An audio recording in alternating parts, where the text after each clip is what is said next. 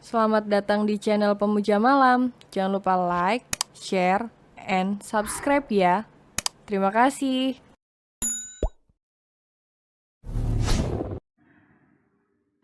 Chapter 16. Bukti perselingkuhan.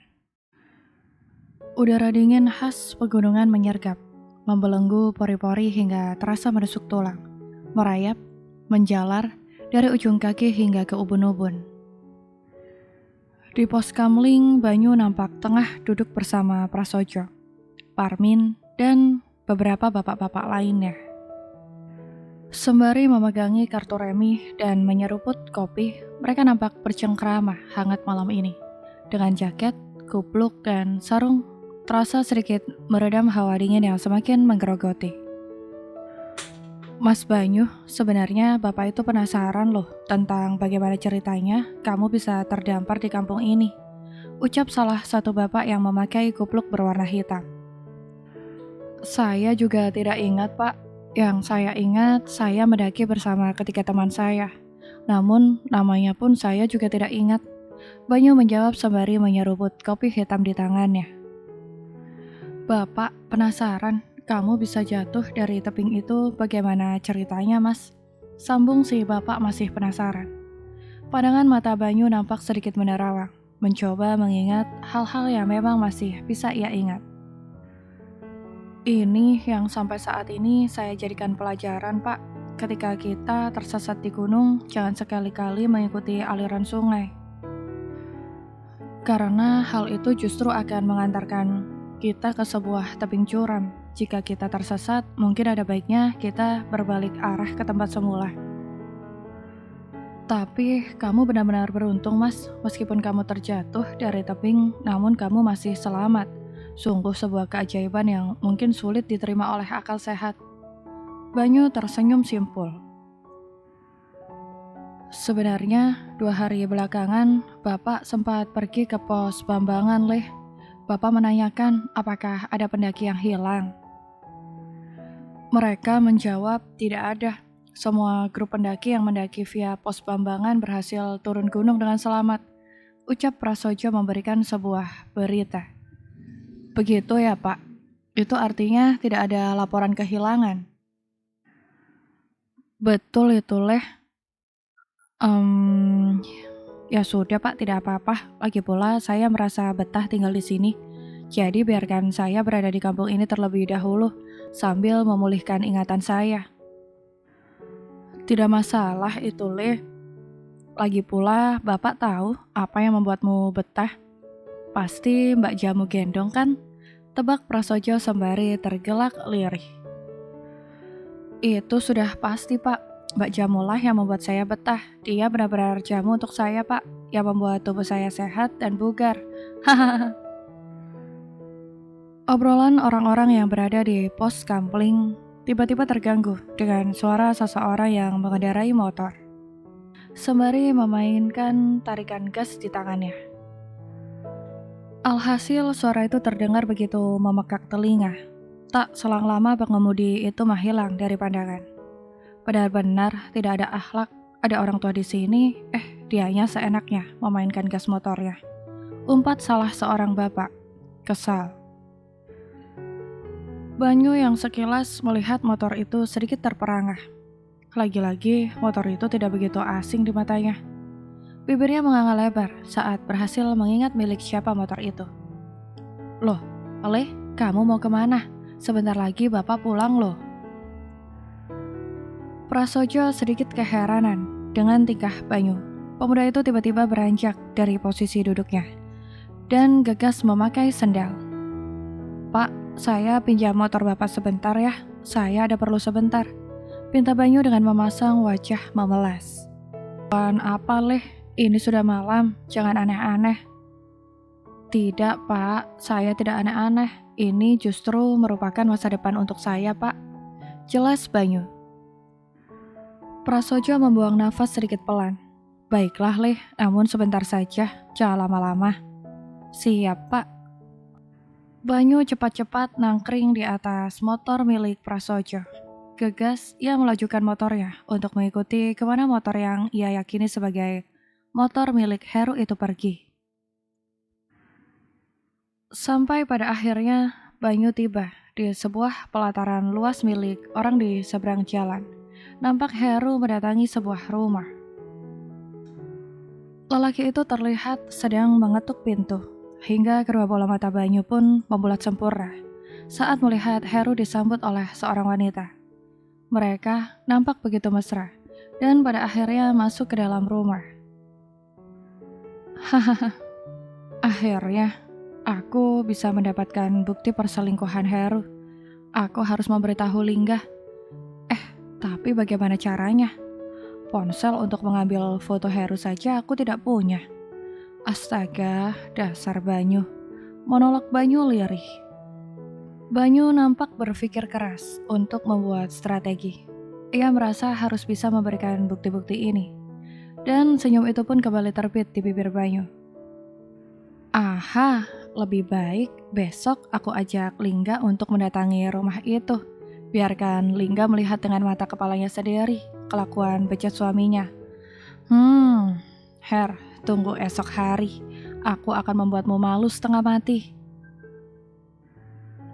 Banyu mengendarai sepeda motor tahun 80-an itu dengan hati dan juga pikiran yang dipenuhi oleh kekalutan. Sejak melihat Heru bertandang ke salah satu rumah yang berada di ujung kampung dan disambut oleh seorang wanita, ia semakin yakin bahwa wanita itu merupakan selingkuhan Heru. Terlebih mereka sempat berpelukan erat, yang semakin mempertegas bahwa memang ada hubungan khusus di antara keduanya. Aku harus bagaimana? Apakah aku harus mengerahkan massa untuk menggerebek kediaman wanita itu malam hari ini juga? Ataukah besok saja? Hal itulah yang membuat Banyu kalut setengah mati. Lama ia larut dalam pikirannya sendiri, hingga Banyu memaki kesakitan saat motor yang ia kendarai tiba-tiba saja menabrak pohon pisang di sebuah pekarangan. Pemuda itu sampai keheranan. Bagaimana bisa tiba-tiba motor yang ia kendarai masuk ke pekarangan yang dipenuhi oleh pohon pisang ini? Tubuhnya sampai terkapar di atas tanah, dan motor yang ia kendarai menindih tubuhnya. Banyu, fokus menjaga diri sendiri saja kamu masih tidak bisa. Bagaimana mungkin kamu bisa fokus menjaga putriku? Banyu yang masih berupaya untuk sepenuhnya meraih kesadaran yang ia miliki, seketika terkesiap ketika mendengar sayup-sayup suara seseorang yang berada di sekelilingnya. Ia mengedarkan pandangannya ke segala penjuru, namun sama sekali tidak dapat ia temukan keberadaan orang itu. Aku ada di sini, di pojokan. Banyu menggiring manik matanya ke arah pojok pekarangan. Ia tajamkan penglihatannya dan astaga, Pak Dirga, ngapain Bapak mojok di sana? Semasa hidup Bapak tidak pernah mojok sama pacar ya? Tak sedikit pun merasa takut, Banyu justru nampak seperti kegirangan saat melihat sosok Dirga yang tidak lain adalah calon mertua. Bahkan ia nampak begitu akrab dengan sosok lelaki itu seperti seorang sahabat.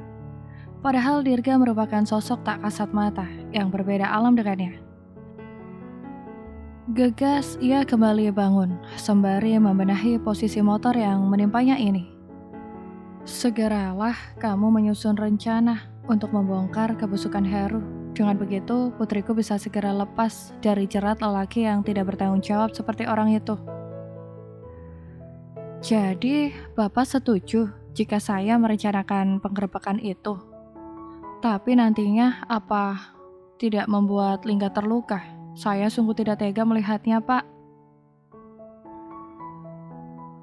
Tidaklah, mengapa jika Lingga harus merasakan kehancuran hati terlebih dahulu? Asalkan setelah itu kamu balut lukanya. Banyu terperangah. Saya yang membalut luka Lingga. Itu artinya Pak Dirga merestui kalau saya mendekati Lingga setelah bercerai dari Heru. Halah, belum bercerai saja kamu sudah gencar mendekati putriku. Bisa-bisanya kamu menanyakan hal itu. Banyu hanya tersenyum kikuk sembari menggaruk ujung hidungnya yang tidak gatal. Haha, ternyata Bapak tahu semuanya. Selain itu, apalagi yang Bapak tahu? Aku juga tahu kamu seringkali mencuri ciuman putriku, bahkan mengelabuinya. Sungguh sangat menggelikan. Banyu terkikik geli. Ternyata Darga masih sering mengawasi putrinya. Maaf ya Pak, saya benar-benar gemas. Dengan bibir merah merona milik Lingga, rasanya ingin sekali saya kecup, maka dari itu saya sering lupa diri. Hah, sudahlah, sekarang segera susun rencana untuk membongkar kebusukan Heru. Kalau perlu, malam ini, daripada jika kamu tunda-tunda lagi, putriku akan semakin makan hati. Baiklah Pak, saya akan segera menyusun rencana. Pak Dirga, tenang saja. Berjanjilah pada Bapak bahwa kamu tidak akan pernah menyakiti hati dan perasaan Lingga. Saya berjanji Pak, saya berjanji tidak akan pernah menyakiti hati Lingga. Baguslah, sekarang aku bisa jauh lebih tenang.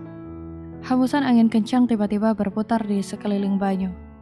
Perlahan sosok Dirga yang sebelumnya berada di pojok pekarangan hilang dari pandangan Banyu. Tak ingin membuang banyak waktu, ia bergegas untuk kembali ke gardu untuk membuat rencana penggerebekan Heru. Astaga, Leh, mengapa pakaian kamu kotor sekali seperti ini? Iya, kamu kenapa Mas? Kok seperti habis jatuh dari motor? Prasojo dan semua yang berkumpul di gardu pos Kamling seketika beranjak dari posisi duduk masing-masing kalau melihat kedatangan Banyu yang sedikit berantakan ini. Mereka pun sama-sama menghujani Banyu dengan berbagai macam pertanyaan akan kejadian apa yang sebenarnya dialami oleh pemuda ini. Pak, gawat Pak, gawat, seru Banyu setelah turun dari motor dan sukses membuat orang-orang di tempat ini saling melemparkan pandangan.